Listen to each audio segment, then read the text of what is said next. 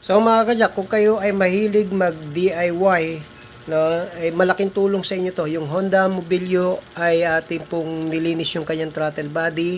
Tapos nagpalit tayo ng kanyang transmission fluid, CVT. Honda Mobilio ito mga kajak, no. Tignan nyo maigi kung ano yung mga nililinis pagka nag-PPMS po tayo sa Honda Mobilio. Check natin throttle body tsaka yung kanyang AGR. So mga kajak, mag-aalis din tayo ng throttle. So, alisin natin ito para makuha natin yung throttle. Yan yung throttle. So, kasama sa PMS natin, inalis natin yung throttle body. Tingnan yung dumi ha.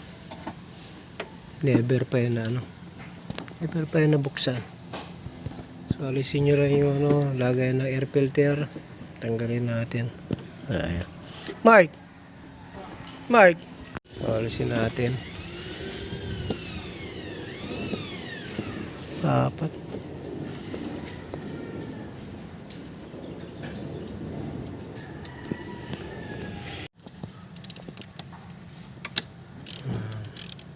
Alisin natin dalawang hose. Alisin natin.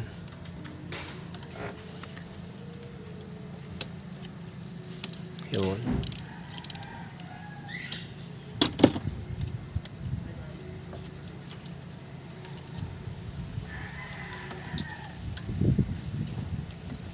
Isa pa.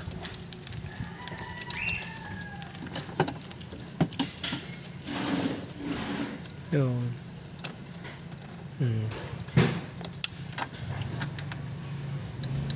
Yun. Bulb yun. May gasket yun. Kaya may gasket yan. Ingat lang. Alisin mo na lang.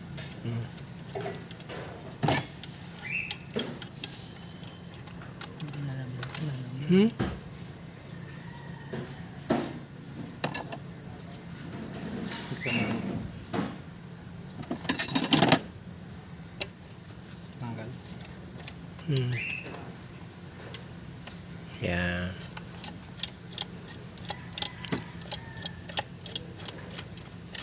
Yun. Kasama mo yan. Ayos yan, no? May ganyan pa siya, no? Lupit.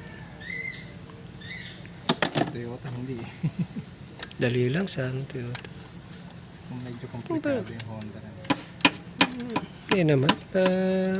Parehas lang yung mga Mas mag-aalis ka lang ng battery para hindi malilito yung ECU. Malilito kasi yan pagka binaklas mo yan eh. Magalaw mo yung electronic niya. Malilito siya eh. Oops. Yun, nakuha na. Ating likod. Ay, grabe. Hindi pa ito nalinis to kahit kailan. Dumi, likod. Nako, dumi. Ang buti, minsan natin maiging throttle. So, ito yung throttle body ng Mobilio. Inisin ko. Okay. Ayos na natin. Yan, connector na AGR. Yan, nililinis din natin yan. Sinasama yan sa PMS, mga kajak na. Dalawang tornil lang yan.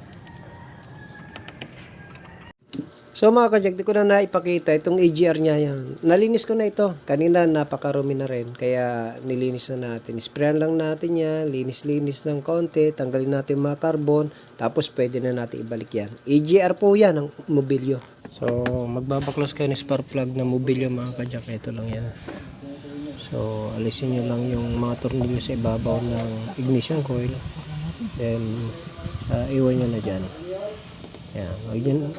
Tapos, ito po ang gamit nating yan. Kung hindi ako nagkakamalikin si ata. So, ito ang eksakto niyan. So, natanggal na natin dalawa. So, pangatlo na tayo. Pangatlo na tayong spark plug. Ayan. Ano yung tsura, Pastor? Ang spark plug. Ayan. Ano naman? So, yan. Tapos lagyan natin ng malaki pala. sakit na ganito. Pinaka. Yan. Basta tahan. Tawag na.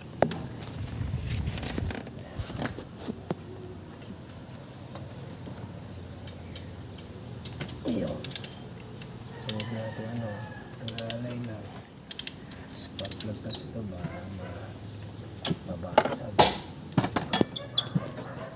So, siguro ngayon lang ito nabaklas. Palitan na rin, Pastor. Mataba naman to eh.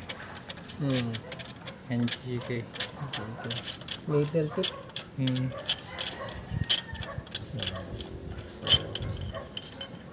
Kakuha na natin.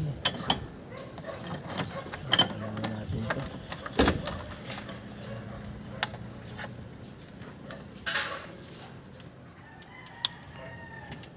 Ayun.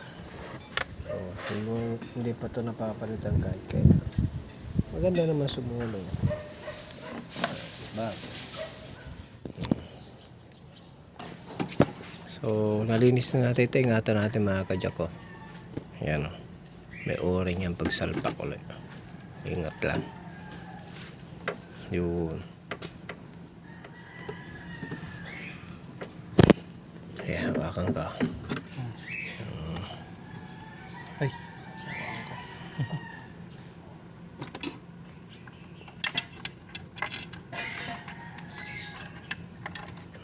Okay.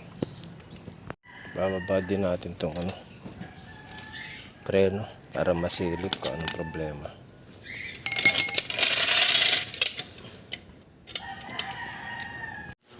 So mga kajak, nalinis na natin EGR, napalitan na natin yung spark plug, nalinis na natin yung throttle body niya. So i-start na natin ito, ma-test na natin kung lalabas, kung may lalabas na check engine o wala. So at least i-road test din natin to. Papay-startin na natin mga kajak. So ganun lamang ang paglilinis ng throttle body tsaka EGR tsaka magpalit ng spark plug mga kajak ng Honda Mobilio. So pagka mag-PPMS kayo, pasabay nyo na yung mga kajak, hindi naman ganun kahirapan tanggalin yan. So sa akin, pag nag-PPMS po ako mga kajak, sinasabay ko na yan. Free na po yan mga kajak. Libre na yan. Yung linis ng throttle body po pag nag-PPMS ako. So yan lang ang mga kajak at start na natin itong sasakyan na ito. Ayan na. Start na natin. Yung sasakyan. So walang check engine. Good lahat. Ito yung makina, pino. Nako. Walang kapalag-palag.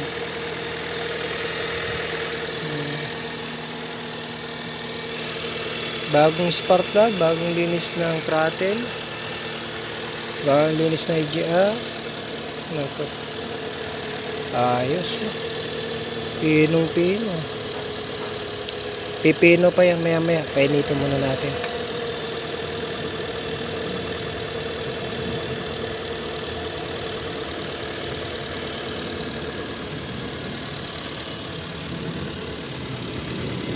Yung pumino na. Naabot niya na yung tamang temps.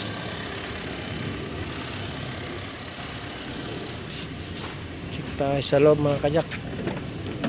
Yo. Ayos, walang check engine. Good. So, pati transmission nito, PNMS natin. Brake cleaning tayo. Throttle cleaning. Palit spark plug. So ang dami natin ginawa. So heavy PMS ang ginawa natin dito mga kajak. Tapos dinitil na rin natin yung makina. Ayun. So ito yung engine bay natin. Malinis na rin. Dinitil na rin. Ayos na. Ano lang mga kajak, no? Pagka nag-PMS tayo, sinasabay na natin linis ng throttle body at saka spark plug, linis. So, kailangan palitan. So, sabihin nyo lang kung may papagawa at nandun lang naman din tayo pag nag-PMS, baka pwede natin may saglit na rin yan. So, ganun lang mga kajak at God bless you pa.